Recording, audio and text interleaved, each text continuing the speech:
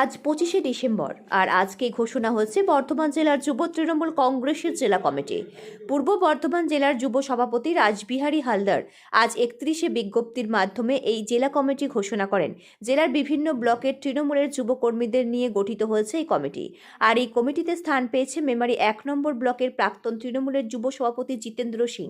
ছাত্র জীবন থেকে তৃণমূল কংগ্রেসের সৈনিক হিসেবে রাজনীতি করা জিতেন্দ্র সিং পূর্ব বর্ধমান জেলার তৃণমূল কংগ্রেসের সহ-সভাপতি নিযুক্ত হয়েছেন। তিনি এর আগেও একাধিক গুরুত্বপূর্ণ তৃণমূলের পদ সসম্মানের সঙ্গে পালন করেছেন। স্বাভাবিকভাবে ব্লক স্তর থেকে জেলা স্তরে গুরুত্বপূর্ণ পদে অসীম হওয়ায় তার যে দায়িত্ব আরও বেড়ে গেল তা তিনি নিজের মুখে স্বীকার করলেন। 26শে নির্বাচনকে পাখির চোখ করে এখন থেকেই তিনি এবং তার সঙ্গী সাথীরা মাঠে ময়দানে ঝাঁপিয়ে পড়বেন, সে কথাও তিনি বলে ভুলবেন না।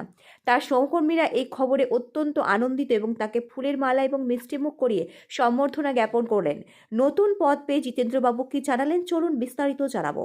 দেখুন, বিষয়টা হচ্ছে যে আমাদের দলে বড় পদ ছোট পদ বলে কিছু বিষয় নয়। বিষয়টা হচ্ছে যে আমরা প্রত্যেকে একজন সৈনিক, ঠিক আছে, তৃণমূল কংগ্রেসের একজন সৈনিক এবং সৈনিক হিসাবে আমরা দায়িত্ব পালন করি।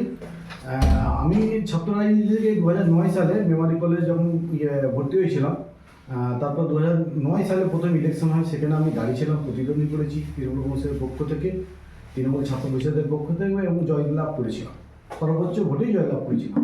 ভবিষ্যতে আমাকে দায়িত্ব দিয়েছিল, ছাত্র পরিষদের দায়িত্ব পেয়েছিলাম, ব্লকের ছাত্র সভাপতি হিসাবে আমি দায়িত্ব পালন করছি 13 সাল থেকে 17 সাল।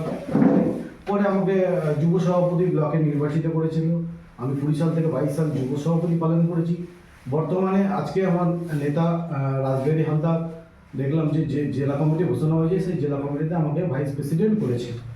আমি অত্যন্ত খুশি এবং আমি আমার নেতার কাছে এটাই বলতে চাই যে আমাকে যা দায়িত্ব দেবেন এবং সেই দায়িত্ব নিষ্ঠার সাথে পালন করব এবং দায়িত্ববোধ আমি বুঝি এবং দায়িত্বভাবেই পালন করতে চাই এবং আমাকে যা যা দায়িত্ব দেবে সেই দায়িত্বটাই পালন করব।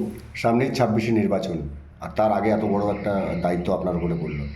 দেখুন, 26শে ইলেকশন আমরা সবাই জানি যে আমরা কাজ করি, মানুষের সাথে থাকি, মানুষের পাশে থাকি, ঠিক আছে।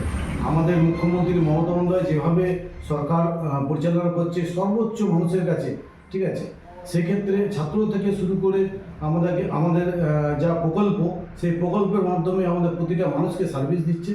আমরা উন্নয়নের নিরিখে অনেক এগিয়ে আছি এবং আমরা এই উন্নয়নই আমাদের মূল কথা হবে এবং বাড়ি বাড়ি গিয়ে সেটা প্রচার করে আমরা জয়যুক্ত করব এবং আমাদের জেলায় যে 16টা সিট, এই 16টা সিটেই জয়লাভ করব, এই আশা আমি রাখছি। জিতেন্দ্র সিং, আমি পূর্ব বর্ধমান জেলা তৃণমূল যুব কংগ্রেসের সহসভাপতি।